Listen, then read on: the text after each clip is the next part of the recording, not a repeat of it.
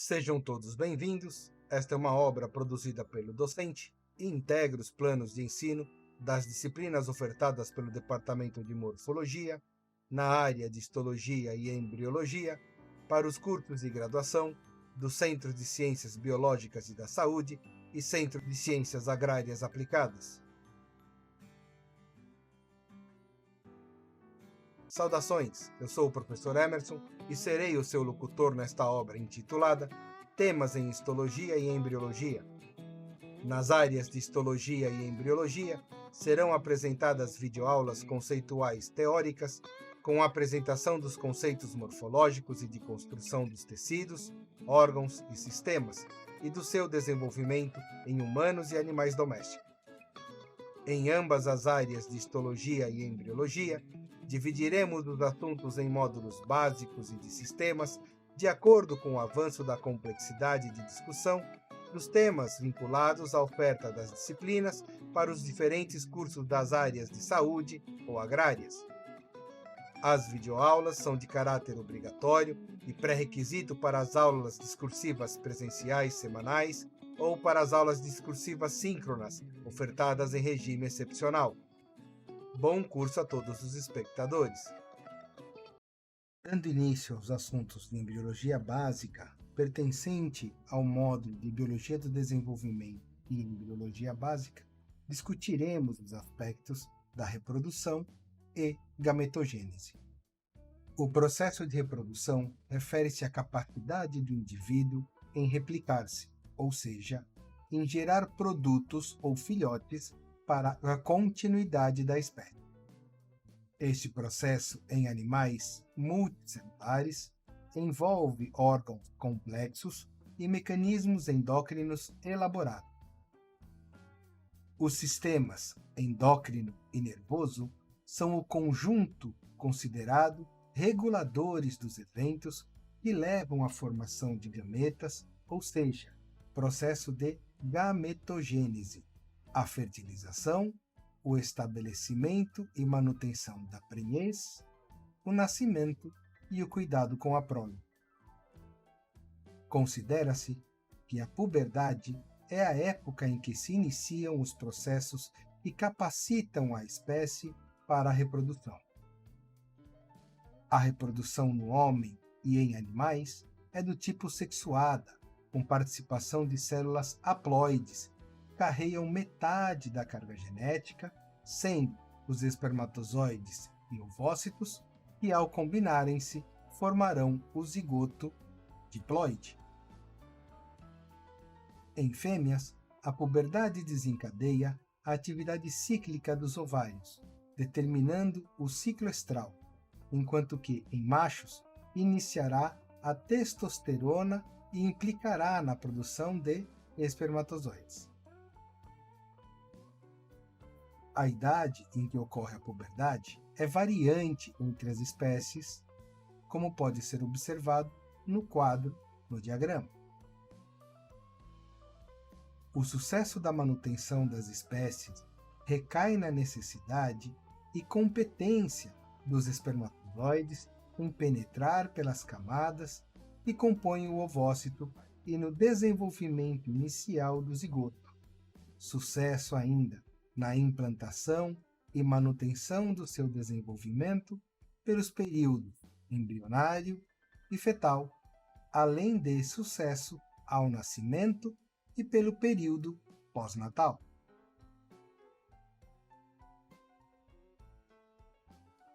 O sistema reprodutor de fêmeas é formado pelos ovários, que são impares e que se localizam no interior da bursa ovariana. A bursa ovariana é considerada uma cavidade no interior do ligamento mesosalpinge.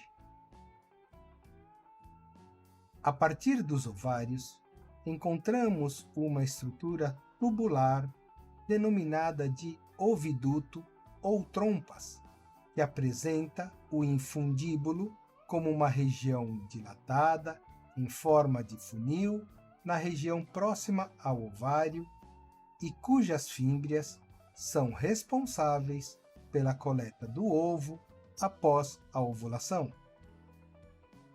seguindo-se uma porção tubular larga e longa, denominada de ampola, no interior da qual é comumente encontrado o início da fertilização, e logo após uma região mais fina, em contato com o útero, denominada de istmo.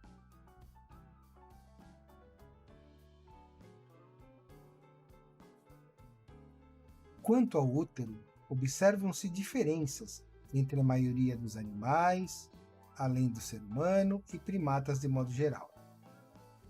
Enquanto que nos primatas não humanos e humanos encontramos um útero com um corpo único e canal cervical, na maioria das espécies domésticas, o útero é do tipo bicornual, ou seja, apresentam 2 cornos uterinos e um corpo uterino curto, na maioria das espécies, com exceção das éguas, que apresentam um corpo uterino longo.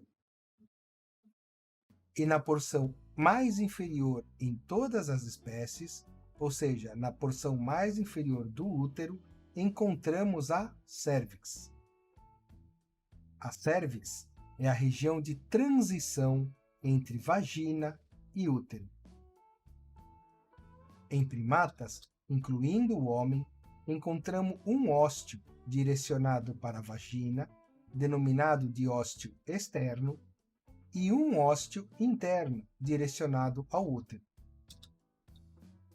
Em animais, a cérvix pode apresentar um ou mais ósteos internos voltados para o corpo uterino e um ósteo externo voltado para a vagina.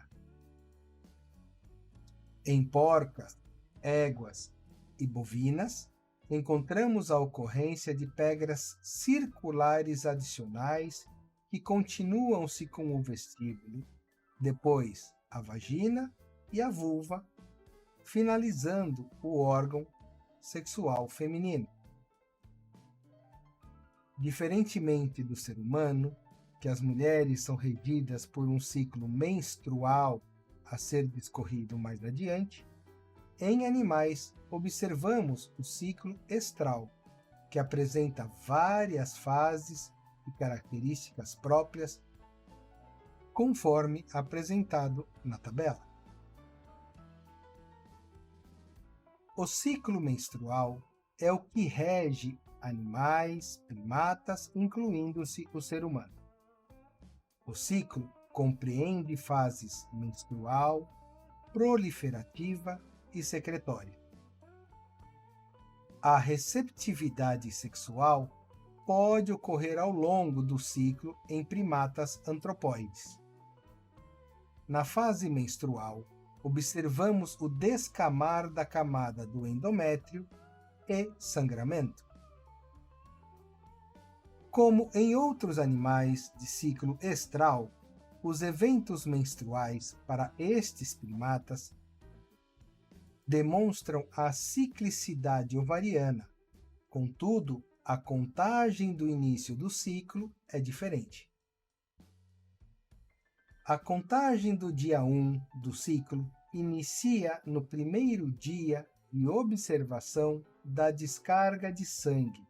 Assim, a primeira fase do ciclo é a fase menstrual, que será seguida por uma fase proliferativa, em que há a regeneração do endométrio, e então a fase secretória final.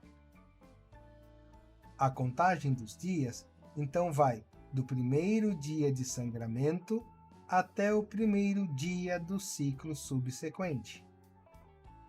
A média de dias para primatas está descrito na tabela.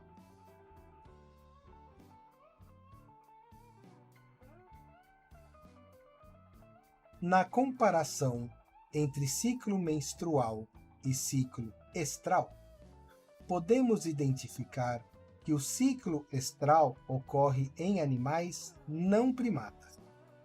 Não se observam as fases do ciclo menstrual. A receptividade sexual ocorre Entre os ciclos estrais, a descamação do endométrio é reabsorvida pela parede do útero. O ciclo estral é dividido em proestro, estro e diestro.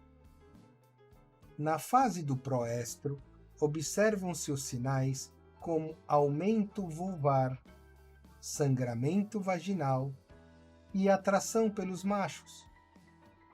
Nesta fase, observamos um aumento dos níveis de estrogênio, enquanto o corpo prepara-se para a ovulação.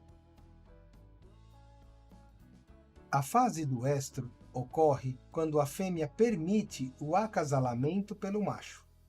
As características do estro é variante em cada espécie animal, mas de modo geral, as fêmeas apresentam lordose, balançar de cauda como sinalização de receptividade. Neste período, o estrógeno está em queda e a progesterona em aumento, junto com o pico do hormônio luteinizante. Na fase de diestro, as fêmeas não são receptivas aos machos e os níveis de progesterona estão em decaimento devido à não fertilização. A fase de anestro é o período de inatividade até o próximo período estral. De acordo com as espécies, pode-se observar variação na duração dos dias de cada ciclo. No tempo de duração da fase do estro e o momento provável da ovulação, conforme descrito na tabela. Ainda assim, observamos que os animais apresentam ciclos diferenciados, classificados entre policíclico não estacional, policíclico estacional e monocíclico. O policíclico não estacional, como observado em porcas e em vacas domésticas, apresentam uma atividade cíclica recorrente durante o ano, sendo interrompido com a prenhez, a lactação ou em condições patológicas. O policíclico estacional é característico em éguas, ovelhas, cabras e gatas. Neste tipo de ciclo, observa-se a interferência da duração dos dias para que ocorra a fase de L. A sensibilização da duração do ciclo claro-escuro é percebida pela glândula pineal. Para éguas, observa-se a necessidade de dias longos. A maioria está entre a primavera e o outono. Em pequenos ruminantes, há a predominância por dias curtos, ou seja, no outono a início do inverno. O monocíclico apresenta longos períodos com um único estro. Geralmente, observam-se 2 a 3 vezes por ano, como no caso de cadelas, e longo anestro subsequente.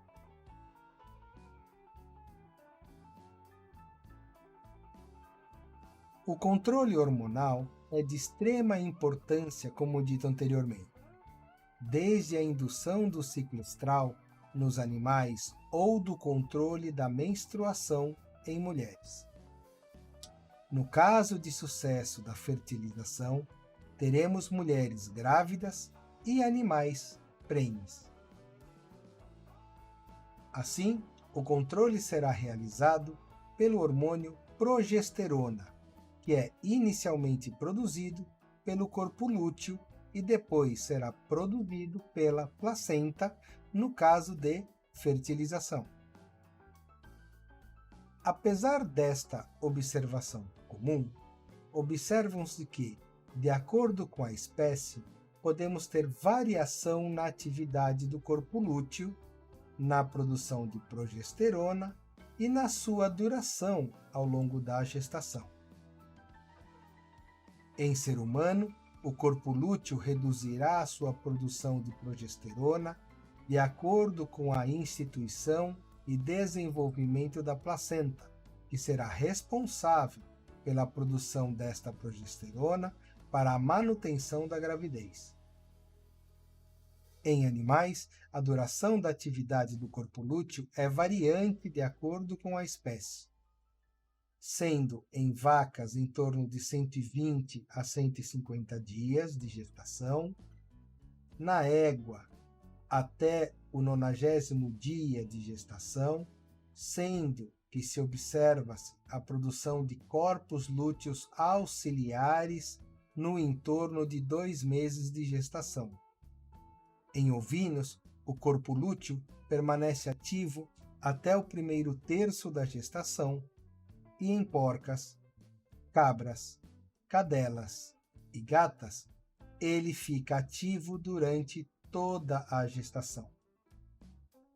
A duração da gestação nas variadas espécies animais domésticas está descrita na tabela, bem como o tempo de reconhecimento materno e a probabilidade de nascidos desta gestação. Outra função essencial do controle hormonal está no reconhecimento materno após o período de gestação e parto.